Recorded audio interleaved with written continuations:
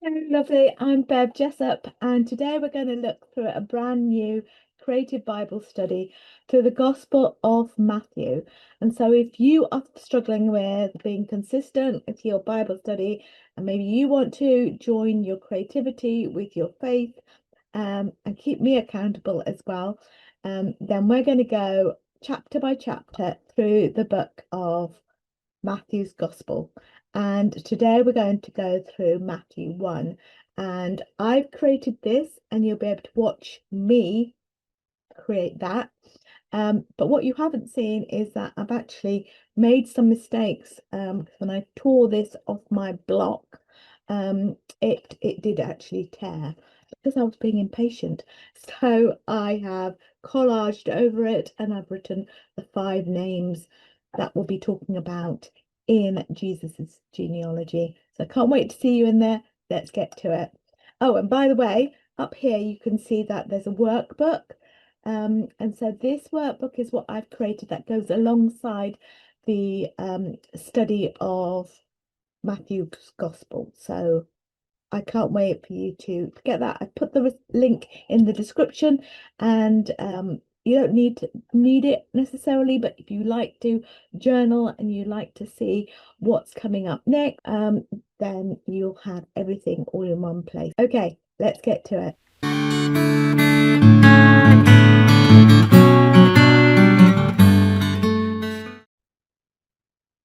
Okay, so I've got the new Living Translation, and I've left the link of that in the description. And I'm going to read Matthew 1 to you. Now, I know that there are going to be names here that are quite difficult to pronounce. And I hope that you write in the comments, oh, you said that name wrong, because I'm not going for perfection. But we are going to read through the genealogy and thereafter for Matthew 1.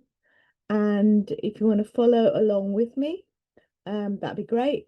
Or if you've got a different translation, then maybe you might want to pause this video and forward it on to the next section.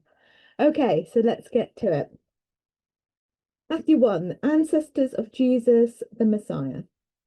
This is a record of the ancestors of Jesus the Messiah, a descendant of David and of Abraham. Abraham was the father of Isaac.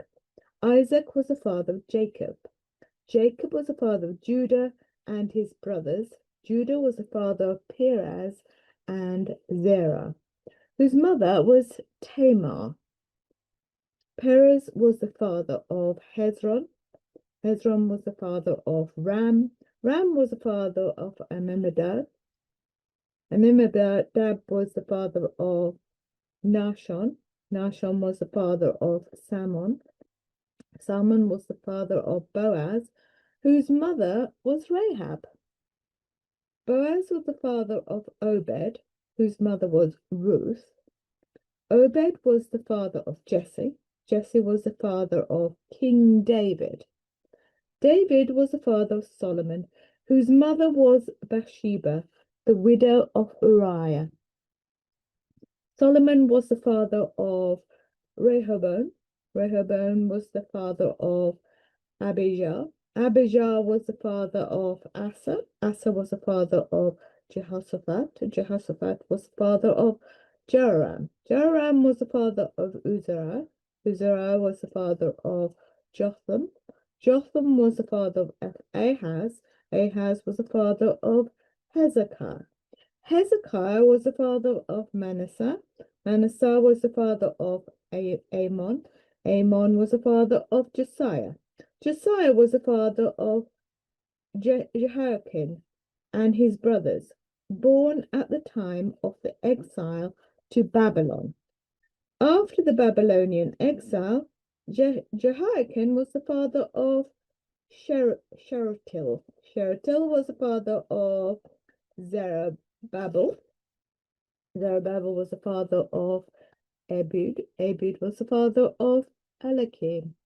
Eliakim was the father of Azor. Azor was the father of Zadok. Zadok was the father of Achim. Achim was the father of Eliud. Eliud was the father of Eleazar. Eleazar was the father of Mathan.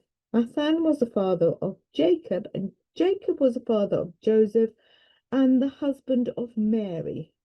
Mary gave birth to Jesus, who is called the Messiah.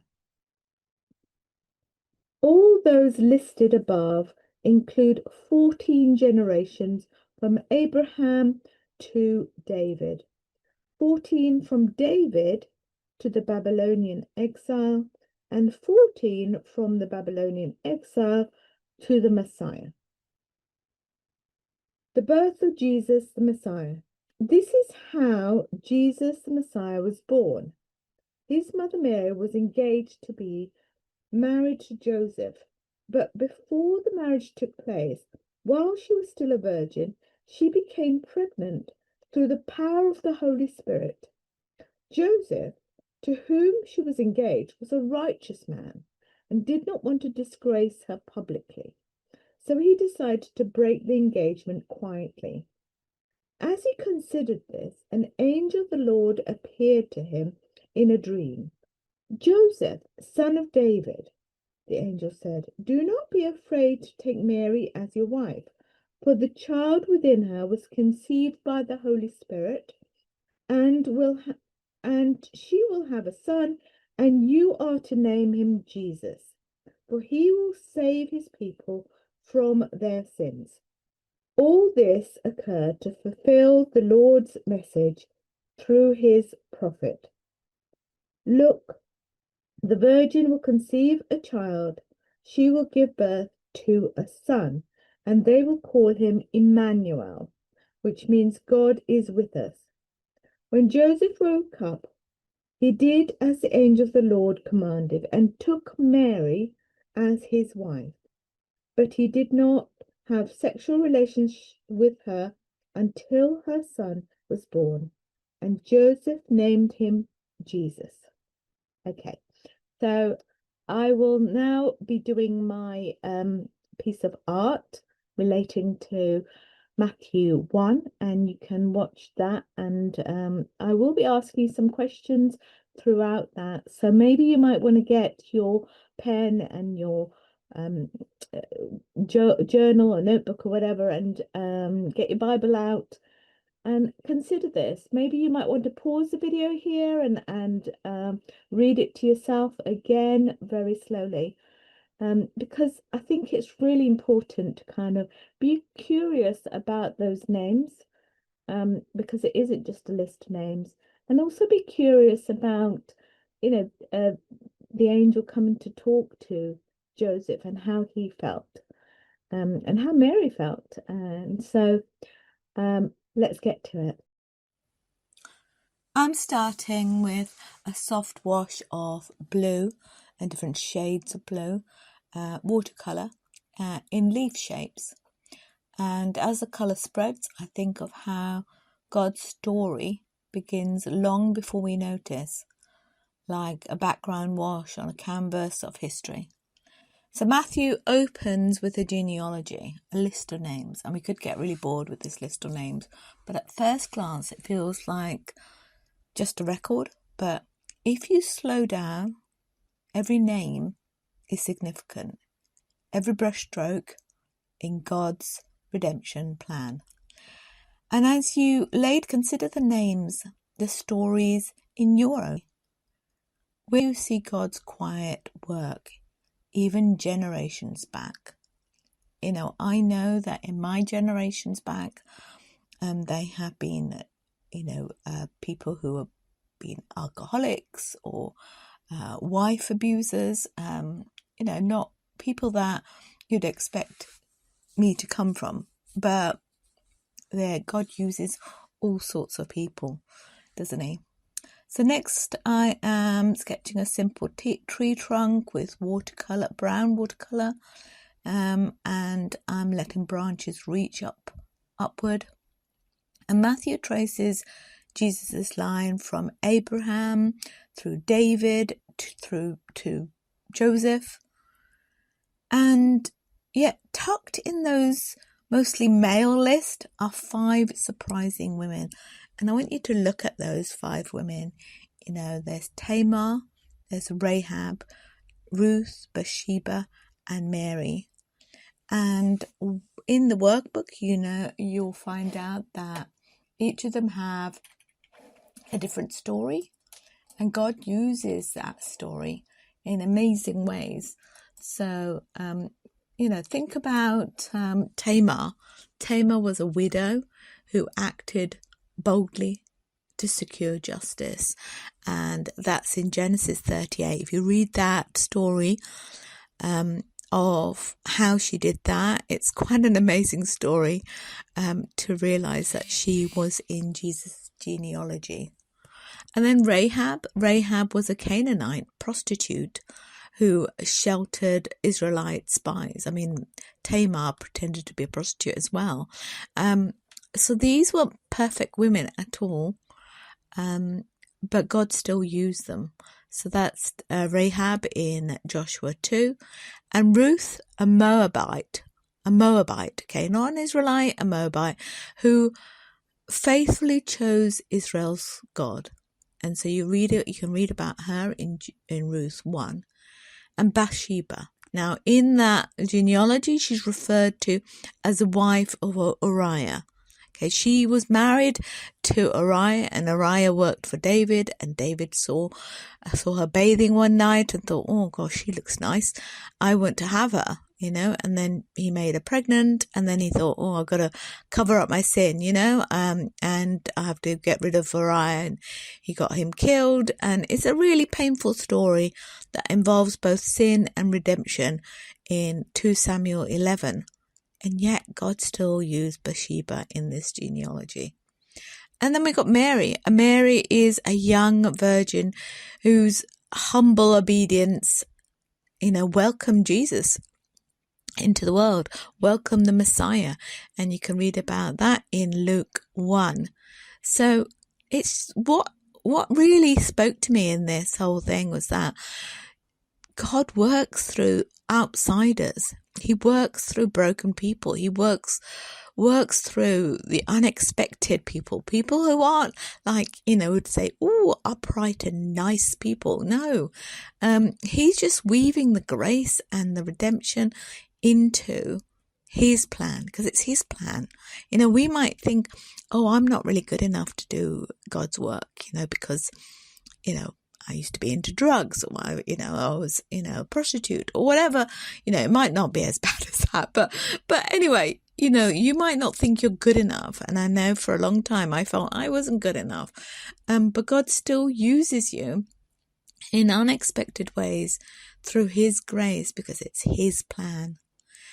And the other thing that speaks to me is that, you think that they should be all Israelites, but he includes Gentiles. He includes non-Israelite people, Moabites, Canaanites, people that, again, you don't expect. But instead of having legalism, we have mercy. So mercy rules over the legalism. And, what that shows me is that Jesus is the Redeemer of all. So when you go through your journal, I want you to consider these 5 questions. Which of these women's stories resonates with a season of your life, and why? And how does God's choice to include imperfect people reshape your view of his plan for you? And where have you seen God bring redemption out of a difficult or painful choices? And what outsider in your world might God be inviting you to welcome or learn from? And number 5, how does Jesus' genealogy strengthen your trust that God's promises will be fulfilled, even when the process seems messy? So you might want to answer those questions, doodle those questions in your journal. And if you want to buy the workbook the study guide that goes with this Matthew gospel, then I've put the link in the description. So there you have it, the finished piece. A tree of grace rooted in history and alive in God's promises. And my prayer for you, for Matthew 1, is that it reminds you that God uses everything from our past. Even when we don't think we are worthy or perfect enough, nothing is wasted. And I pray that God's plan for your life is just as intentional. So if you've enjoyed this time, and there's so much waiting for you, so much more waiting for you inside the Creative Sanctuary, which is my online sisterhood where faith and art meet every day. We've got topical Bible devotionals and journals. And we've got a beautiful community of women all over the world who want to connect with you and connect with others who want to join their creativity with their faith. So we meet regularly, we do co-creates, we pray for one another, and it's just what you see here on YouTube is just a small taste of what's inside. So I left the link in the description, and as well as all the kind of resources that I use as well, you'll find all the links in there. And let's keep painting with God chapter by chapter as we go through the book of Matthew.